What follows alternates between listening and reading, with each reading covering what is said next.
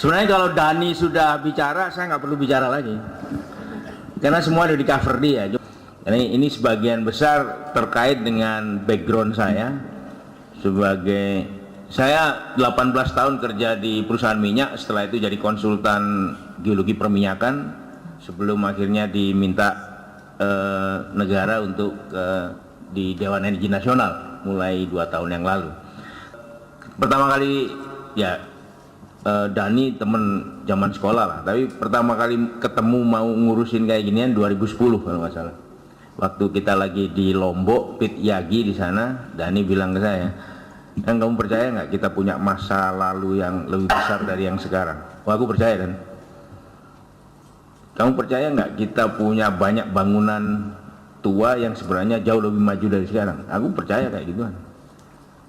Ayo kita riset sama-sama. Dari 2010 itu. Pertama kali kita datang kemana dan Gunung Sadaurip. Yang itu bikin heboh juga. Karena bentuk gunungnya persis piramid itu. Dan semua orang mengatakan itu adalah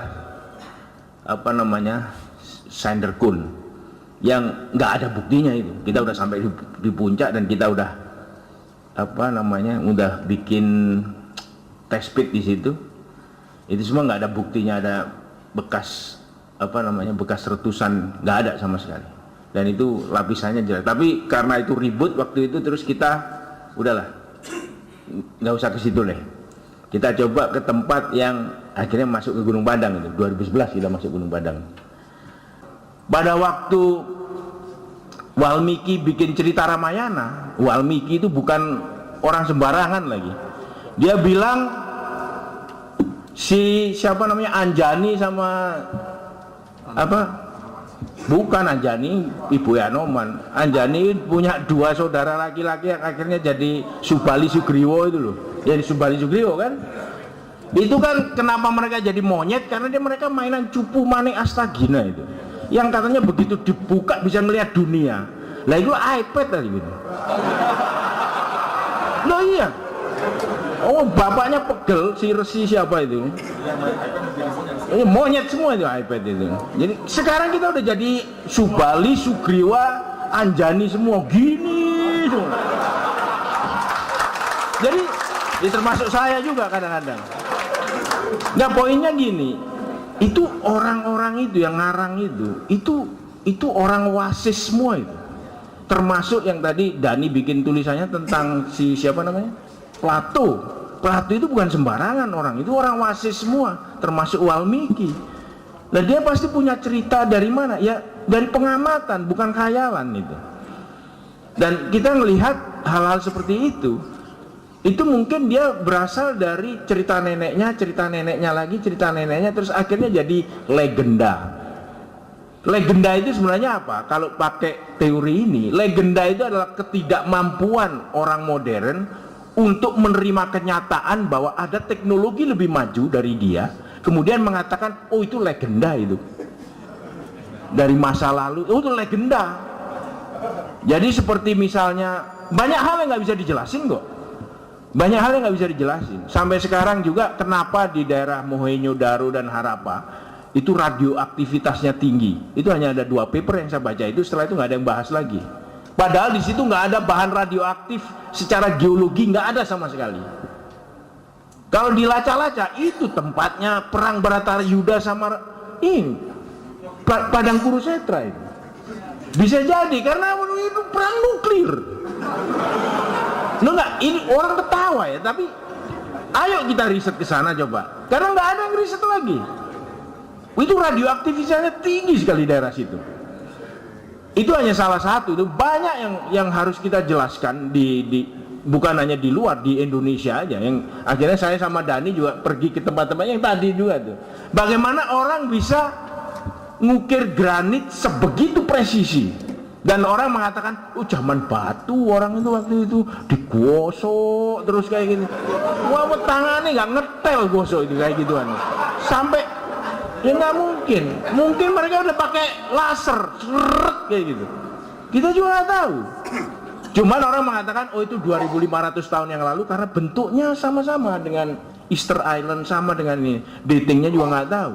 Jadi poinnya adalah ya kita coba buka lah ini, bahwa bumi sejarahnya nggak linear. Kalau sejarah manusia linear, ya itu bertentangan dengan sunatullah, itu aja. Ya harusnya dia siklus kayak gini. Ini buktinya udah banyak ini, bahwa bumi itu nggak linear itu sejarahnya. Nah, saya nggak akan mengulang lagi apa yang dijelaskan oleh Dani tadi. Ini tadi, tapi itu sebenarnya dasar utamanya adalah kita pengen riset masa lalu kita untuk melihat, merencanakan masa depan kita. Itu poinnya kenapa saya mau gabung waktu itu. Jadi bukan sekedar riset masa lalu, setelah itu yang sering kali terjadi adalah kemudian dijadikan objek wisata, terus ada PAD, ada ini. Itu sangat dangkal. Tapi yang kita lihat, ternyata itu kita bisa mempelajari seperti tadi cerita Pak Moderator, bahwa kita ini turunan burung Garuda. Pertanyaan besarnya adalah, so what gitu loh, kalau sudah jadi turunan itu. Oh ya, kita bangsa yang besar dulu. Seringkali orang begitu. Terus mau apa kalau balik bangsa besar? Ini yang seringkali jadi pertanyaan. Hanya sekedar berangan-angan, setelah itu pokoknya aku bangsa besar di sini. Terus apa? Sekarang miskin nggak apa-apa, dulu besar kok. Sekarang kecil nggak apa-apa, dulu besar. Selalu gitu. Tapi apa ini realnya? Nah, ini yang kita ingin pelajari sebagai saintis. Kita melihat kalau kita bangsa besar, tentunya kita mestinya bisa dong mengulangi hal yang sama, harusnya, dan bahkan lebih besar daripada masa lalu. Itu poinnya. Jadi banyak hal yang kita riset sama-sama di situ. Tadi ada di gambarnya Dani kan, saya turun ke situ lah, saya ngebor di situ. Masing-masing punya tugas lah, karena background saya di oil and gas, stratigrafi, makanya saya lebih banyak ke stratigrafinya. Dani lebih banyak ke fisiknya, dan juga banyak hal-hal yang terkait dengan hubungannya dengan sejarah masa lalu dan sebagainya. Sebagian dari slide saya adalah slide yang dibikin oleh Dani juga. Tapi ada beberapa yang penting di sini yang ingin saya ungkapkan. Saya mulai dari yang meneruskan dari Dani tadi itu, kemudian saya akan fokuskan sedikit di data perminyakan dari Thailand dan Laut Jawa, kemudian nanti di Majapahit itu adalah data umum yang kita pakai, dan juga data kita sendiri yang kita core dan kita bor. Berikutnya,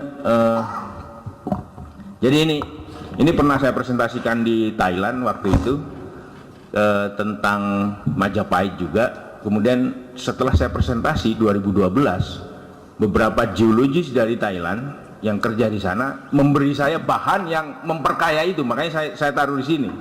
Waktu itu saya presentasi di sana tentang bahwasanya kita perlu memitigasi bencana itu untuk memprediksi ke depan itu future disaster, bencana itu ke depan itu di mana saja, magnitude-nya dan timingnya itu kayak gimana. Orang sering mengatakan, kapan sih kita akan ada gempa lagi, kapan sih ada gunung meletus lagi. Orang mengatakan juga itu nggak bisa diprediksi, pokoknya rasa noel tadi kan katakan gitu kan, kita itu berada di jalur gempa, ya udah setiap saat inilah gempa. Tapi kan kalau kita bisa merencanakan di mana saja, di tempat-tempat yang kita bisa lebih safe, kemudian kita bangun lebih bagus di situ supaya kita bisa hidup bersama dengan gempa gitu ya, atau hidup bersama dengan gunung api, itu kenapa tidak? Nah, untuk itu makanya kita harus belajar ke masa lalu juga. Masalahnya adalah frekuensi dari kebencanaan itu secara geologi itu recurrence-nya, kehadirannya pada umumnya jauh lebih panjang daripada masa hidup manusia.